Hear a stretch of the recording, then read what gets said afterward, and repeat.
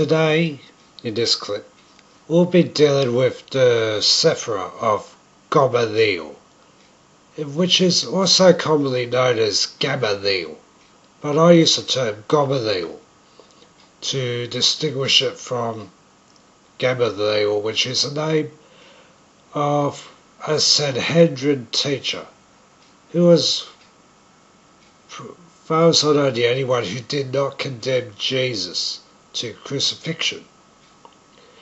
So with Gamaliel, we are dealing with Lilith, who is the administrator, or indeed the sole administrator, and possibly the sole inhabitant of Gamaliel. You have probably heard about Lilith in various writings, various articles which you can either get through occult books or the internet, and usually it's the internet. Now, Lilith was actually the first wife of Adam, and the reason why she left is because she didn't like to be underneath him, so to speak.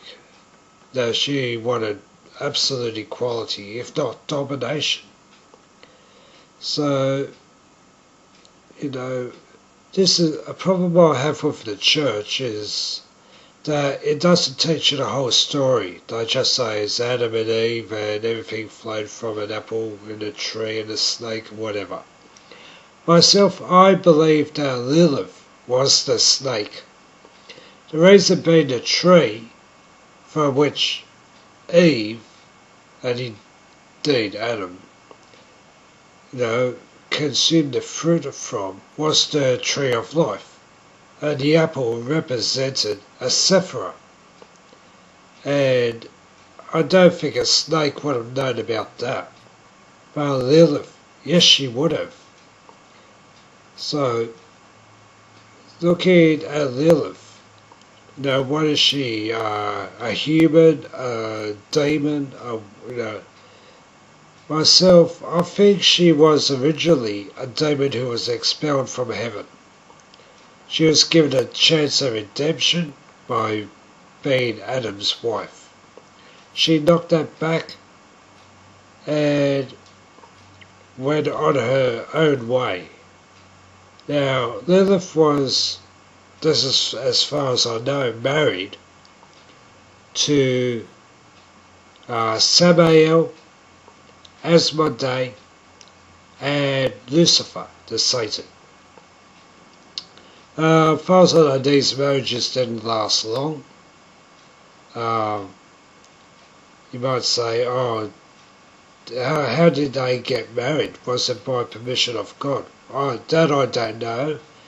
And that I think God did not really have a position on. So she's demon, and yet she was I suppose you could say, a human, because the Garden of Eden, as people understand it, was not completely physical. It was more spiritual, more Heled than Tebel. So yeah, more spiritual than physical, which would explain. We don't know how old they were. We don't know anything about any concepts such as time within the Garden of Eden. So Lilith, it probably didn't fit into either camp. Now, she is in Gamaliel, which is the tree of death's equivalent to Yesod. And it's, in planetary aspects, it's generally deemed to be under the rulership of the moon, or has the moon as its symbol in regards to magic. So it is part of the earth, but yet it is not. the Earth without a moon would have 50% of it at any given time in complete darkness, and a moon without an Earth would simply be a ball of rock. So we have this Zephyr on the Tree of Death called Gamaliel, which is, especially say, the one before Earth. Yes, much as Yesod is before Malkut. So if you were looking to break someone out of the tree, it would be Lilith. And that would change a lot of things, because if Lilith leaves, then Nahima, who is the demonic administrator for this earth and this world, which on the Tree of Death is actually called Lilith. So you take one out, then the other one will follow. They would have to. So that's where I would be aiming for. Now, let's deal with misconceptions about Lilith. You know, you have the lesbian yay feminists who say, oh, Lilith is about opposing the patriarchy, Lilith is about this, Lilith is about lesbians, Lilith is hate all men or whatever. That's not strictly true. No, it's something that, I don't know, dykes and man-haters have somehow got together, feminism. No, there's a difference between wanting equality and wanting domination. So, really the information about Lilith is extremely misconstrued. You know, you've got all these so-called magical, we say books or writings, whatever, by, I don't know, they call themselves black magicians, but I think they just make this crap up. No other explanation. And you've got a sigil. Now, a sigil is unique to a demon, and a sigil has to be unique. But now you look up Lilith's sigil, and you'll come across about 3 or 4, you know, different ones, not even vaguely resembling each other. And people say, yeah, that's her sigil, and it's, no, that can't be the case.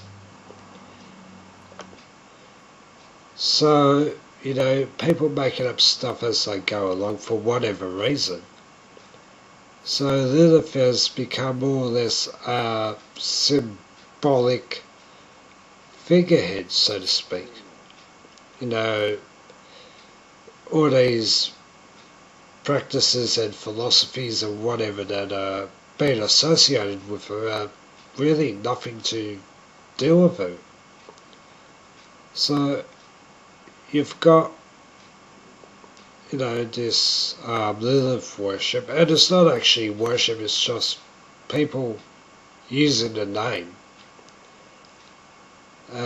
So she gets no power from that.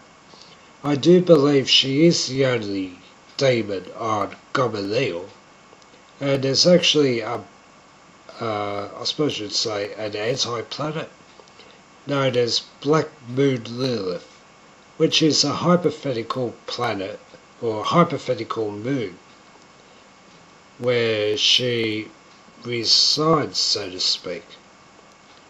Now, Gamaliel, I have been there, you know, through path working, and make a long story short, it is a horrible place. She was the only entity that I had seen there. So it doesn't add up what all these stories people are telling. more or less, it's like a prison for her. It's where you would go to be exiled. So I think that it is possible to break her out. And certainly if you're in a prison, you will change your behaviour if it means getting out. So it's a trying to sum up Lilith up in 10 minutes is basically impossible. But myself, I believe that is the weak link. And if she does leave, and if she is the only demon in Gamaliel, then that changes the whole tree of death. You would have a void Sephra, which may or may not change the way any black magic from the Tree of Death is performed. Because you have to have, a way of how the paths work. A void within the Sephra would change that, or another demon would have to be appointed. And that could change the whole nature of how it functions, because the Tree of Death relies on a sticky tape type balance for it to function. So, if you look up the Tree of Life, the Kabbalah and stuff like that, you will see how there is like a lightning bolt of how the Sephra and pathways work together. And put this way, if Lilith jumps ship and Gamaliel is a void, then Nehema, it would seem, would have to jump ship as well, because there would be a gap between Nehema and the rest of the tree. So it's really a 2-for-1 deal, so to speak. But anyway, I'll just leave it at this for the time being for Lilith.